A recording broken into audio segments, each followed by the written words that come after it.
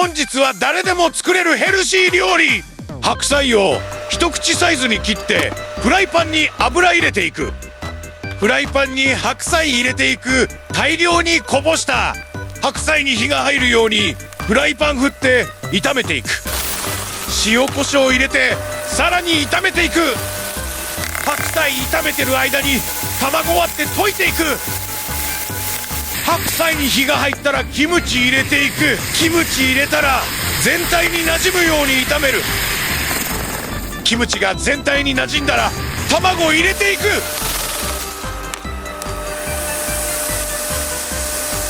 卵は円を描くように入れていく。